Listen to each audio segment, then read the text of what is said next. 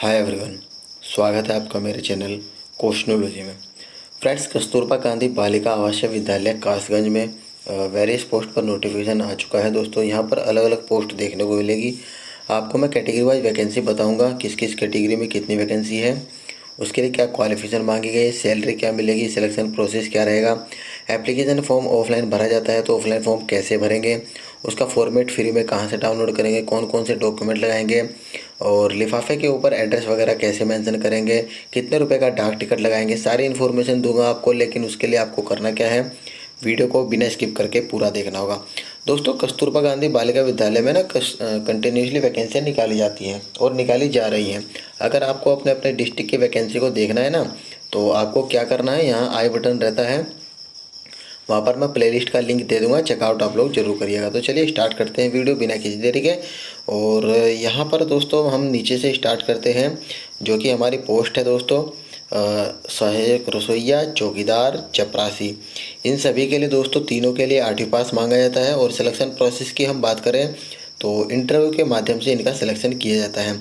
Salary चपरासी और चौकीदार को 7,147 रुपये मिलती है और सहायक रसोइया को 6,433 रुपये मिलती है। बाकी कैटेगरी वाइज वैकेंसी का हम देख सकते हैं। यहाँ पर पहले जनरल है, SC ST OBC है। तो देखिए नीचे जनरल, SC ST OBC।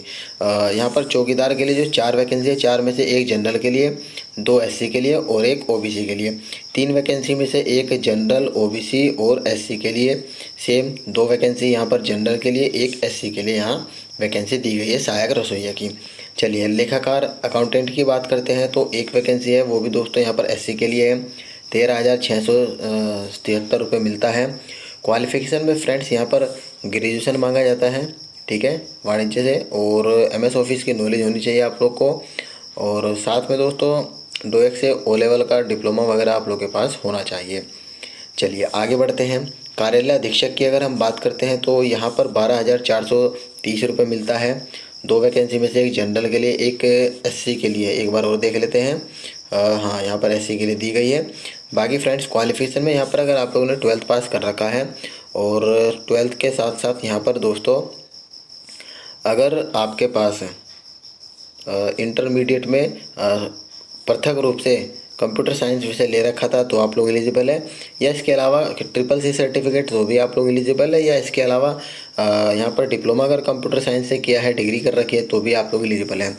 और साथ में दोस्तों 25 शब्द प्रति मिनट इंग्लिश की, हिंदी की टाइपिंग, इंग्लिश की 30 शब्द प्रति मिनट की यहाँ रखी गई है।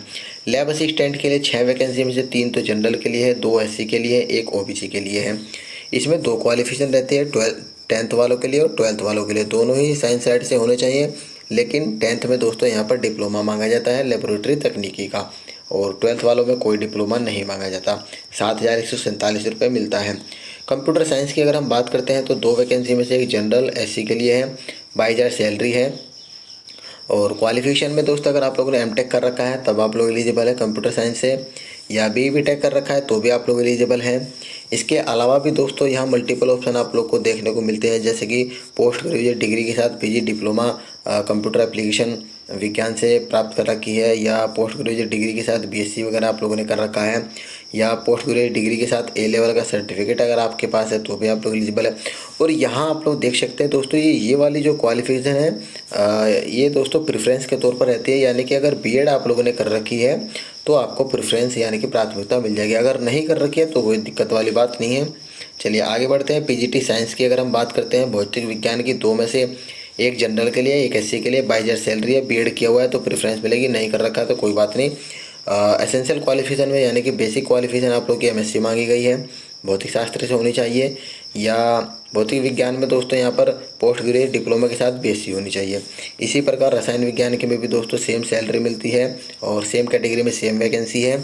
इसमें भी दोस्तों रसायन विज्ञान से MSc हो, या त्रिवर्षीय पाठ्यक्रम के साथ BSc हो, या यहाँ पर देख सकते हैं आप लोग बायोकेमिस्ट्री से पोस्ट ग्रेजुएट होने चाहिए आप लोग, या फ्रेंड्स यहाँ पर रसायन विज्ञान से पोस्ट ग्रेजुएट डिप्लोमा के साथ BSc होनी चाहिए। आगे जीव विज्ञान में भी दोस्तों सेम इसी तरह से है, एक वैकेंसी जनरल और SC के लिए है, 22,000 सैलरी है। B.Ed किया है तो प्राथमिकता मिलेगी, नहीं किया है तो कोई दिक्कत की बात नहीं है। क्वालिफिकेशन में यहाँ पर जंतु विज्ञान से एमएससी होनी चाहिए, या इसके अलावा बीएससी वगैरह अगर आप लोगों ने बीएससी एमएससी कर रखी है, या फ्रेंड्स यहाँ पर देख सकते हैं कृषि विषय जंतु विज्ञान के साथ एमएससी बीएससी का कोर्स किया हो, या फ्रेंड्स यहाँ पर देख पाएंगे आप लोग कि पोस्ट ग्रेजुएट डिप्लोमा जो कि जीव विज्ञान से हो, उसके साथ साथ बीएससी अगर आप लोगों ने कर रखी है तो बिल्कुल आप लोग डेफिनेटली अप्लाई कर सकते हैं। अब मैथ की बात करते हैं, पीजीटी मैथ की। तो यहाँ पर फ्रेंड्स 2 वैकेंसी में से एक वैकेंसी वही सेम कैटेगरी में सेम वैकेंसी है। एमए अगर एमएससी कर रखा है मैथ से तब आप लोग एलिजिबल हैं, और गणित से दोस्तों यहाँ पर बीए ऑनर्स या बीएससी ऑनर्स किया है तो भी आप लोग एलिजिबल हैं। इंग्लिश की बात करते हैं तो सेम कैटेगरी में सेम वैकेंसी है, सेम सैलरी है। इंग्लिश से पोस्ट ग्रेजुएट की डिग्री आप लोग के पास होनी चाहिए, ठीक है। चलिए आगे बढ़ते हैं दोस्तों। हिंदी की अगर बात करते हैं, same category same salary same. यहाँ पर भी दोस्तों हिंदी से एमए और संस्कृत के साथ बीए होनी चाहिए। इसके बाद लास्ट पोस्ट है हमारी यहाँ पर प्रिंसिपल की, जिसमें दोस्तों 30,000 सैलरी है। एक वैकेंसी सेम कैटेगरी में सेम वैकेंसी दी गई है, लेकिन क्वालिफिकेशन में यहाँ चेंजेस रहता है। जैसे अगर आप लोगों ने हिंदी इंग्लिश से एमए कर रखी है तो आप लोग एलिजिबल हैं, साथ साथ में अगर या अलग से है एमएससी अगर आप लोगों ने कर रखी है, चाहे वो भौतिक विज्ञान, रसायन विज्ञान, जीव विज्ञान, जंतु विज्ञान, वनस्पति विज्ञान, मैथ से, कंप्यूटर साइंस से, तो भी आप लोग एलिजिबल है। लेकिन इसके साथ साथ यहाँ पर देख सकते हैं आप लोग की एज 30 साल से कम नहीं होनी चाहिए, और कक्षा 9 से 12 तक पढ़ाने का कम से कम 4 साल का एक्सपीरियंस होना चाहिए। और साथ में नंबर 2 पॉइंट पर दिया गया है, अगर आप लोगों ने दोस्तों पोस्ट ग्रेजुएट डिग्री प्राप्त कर रखी है, वो भी फर्स्ट पोजीशन से या सेकंड पोजीशन से, तो 10 साल का एक्सपीरियंस लगेगा। अगर यहाँ पर थर्ड पोजीशन से प्राप्त कर रखी है तो 15 साल का एक्सपीरियंस लगेगा। और थर्ड पॉइंट में बोला गया है कि विज्ञान में प्रशिक्षित स्नातकोत्तर डिप्लोमा आधारित प्रतिबंध यह है कि उसने यह डिप्लोमा पाठ्यक्रम प्रथम या द्वितीय पोजीशन से प्राप्त कर रखी है, श्रेणी से प्राप्त कर रखी है, और किसी मान्यता प्राप्त संस्था से ऐसा डिप्लोमा पाठ्यक्रम उत्तीर्ण करने के पश्चात 15 या 20 साल का प्रशंसनीय सेवा की हो, तो आप लोग एलिजिबल है। 30,000 सैलरी प्रिंसिपल को मिलने वाली है। प्रिंसिपल की एज 30 से 45 साल है, बाकी 25 से 45 साल रहने वाली है, ठीक है। मैं एज यहाँ पर दिखा देता हूँ आप लोग को। एज की बात बताई गई है यहाँ पर। एज से पहले आप लोग देखिए यहाँ पर 11 माह 29 दिन के लिए आप लोग को रखा जाएगा, और एज यहाँ पर देखिए 25 से 45 साल, और प्रिंसिपल की 30 से 45 साल 1/4/2024 के अकॉर्डिंग आप लोग की एज काउंट होने वाली है। और फ्रेंड्स यहाँ पर केवल फीमेल कैंडिडेट ही अप्लाई करते हैं, जैसे कि आप लोग को पता ही है यूजुअल। और सिलेक्शन प्रोसेस मैंने बताया, जैसे चपरासी, चौकीदार, सहायक रसोइया वगैरह के लिए दोस्तों इनका इंटरव्यू के माध्यम से सिलेक्शन होता है, और इनको दोस्तों कैंपस परिसर में ही स्टे करना होता है। बाकी का मेरिट बेस पर सिलेक्शन होता है। चलिए इसके बाद थोड़ा सा नीचे की तरफ चलते हैं। तो यहाँ पर आप लोग को बताया गया है कि जो मेरिट तैयार होती है कैसे तैयार होती है। जैसे मान लीजिए आप लोग के 10th में 70% है, तो इसको 1/10 से मल्टीप्लाई करना होगा, तो 7 नंबर निकल कर आएंगे। इसी तरह से इंटरमीडिएट में, ग्रेजुएशन में, पोस्ट ग्रेजुएट में इस तरह से आप लोग को मल्टीप्लाई करके दोस्तों निकालना होगा। यहाँ पर दे रखा है आप लोग को, ठीक है। चलिए अब फ्रेंड्स लास्ट डेट की बात करते हैं। तो 29 मार्च इसकी लास्ट डेट है। शाम के 5 बजे से पहले पहले किस एड्रेस पर फॉर्म को जमा करना होगा? तो दोस्तों केवल स्पीड पोस्ट या रजिस्टर्ड डाक के माध्यम से ही आप लोग को फॉर्म भेजना होगा, ना कि साधारण डाक से या कुरियर के माध्यम से भेजें आप लोग, ठीक है। नहीं, ऐसा नहीं करना है। रजिस्टर्ड डाक के माध्यम से, पोस्ट स्पीड पोस्ट के माध्यम से भेजना होगा। कहाँ पर? एड्रेस देखिए, कार्यालय जिला बेसिक शिक्षा अधिकारी विकास भवन के पीछे, प्रहलादपुर सोरो रोड, कासगंज। पिन कोड है यहाँ का 207403, ठीक है। यही एड्रेस है जिस एड्रेस पर आप लोग को फॉर्म को सबमिट करना होगा। एप्लीकेशन फॉर्म दोस्तों कैसे भरते हैं स्टेप बाय स्टेप भरकर मैंने बताया हुआ है, उसकी सेपरेट वीडियो बनाई है, उसका लिंक इस वीडियो के डिस्क्रिप्शन में दे दूंगा मैं, चेकआउट आप लोग जरूर करना। और उसके साथ साथ कौन कौन से डॉक्यूमेंट आप लोग लगाएंगे? तो देखिए दोस्तों, 2 पासपोर्ट साइज़ की फ़ोटो, आपकी जो क्वालिफिकेशन है वो लगाएं, 10th आपका जो डेट ऑफ बर्थ है उसकी प्रूफ के लिए 8वीं 10वीं का सर्टिफिकेट लगाएंगे आप लोग, 2 कैरेक्टर सर्टिफिकेट लगाने होंगे। इसके बाद एक्सपीरियंस अगर आप लोगों ने ले रखा है तो उसको लगाएंगे, टेट क्वालिफाई किया है अगर लगता है तो उसको लगा सकते हैं आप लोग, ठीक है। ये सभी डॉक्यूमेंट्स आपको लगाने होंगे। और साथ में दोस्तों 2 छोटे छोटे लिफाफे लेने होंगे आप लोग को, इन दोनों पर ही आप लोग को अपना सेल्फ एड्रेस लिखना होगा, और 45 रुपये के दोनों पर ही सेपरेट रूप से डाक टिकट लगाने होंगे।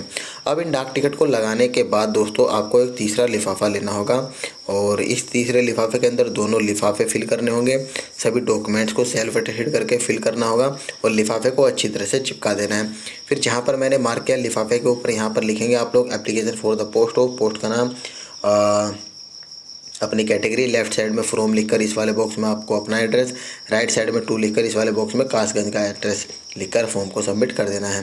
हालांकि इस वीडियो के डिस्क्रिप्शन में लिंक दिया है, वहाँ पर भी दोस्तों डिटेल में बताया, चेकआउट आप लोग जरूर करिएगा। और इसके बाद फ्रेंड्स सीधा हम लोग चलते हैं फॉर्म को कैसे भरेंगे, वर्बली मैं यहाँ पर बता देता हूँ। हालांकि स्टेप बाय स्टेप भरकर बताया है, चेकआउट करिएगा जरूर। यहाँ देखिए दोस्तों, सबसे पहले सेल्फ अटेस्टेड फ़ोटो लगाएंगे। इसके बाद अपना पोस्ट का नाम लिखेंगे। इसके बाद विषय लिखेंगे, हिंदी में अपना नाम, पिता का नाम, पति का नाम। 1/4/2024 के अकॉर्डिंग आप लोगों की एज निकालनी होगी।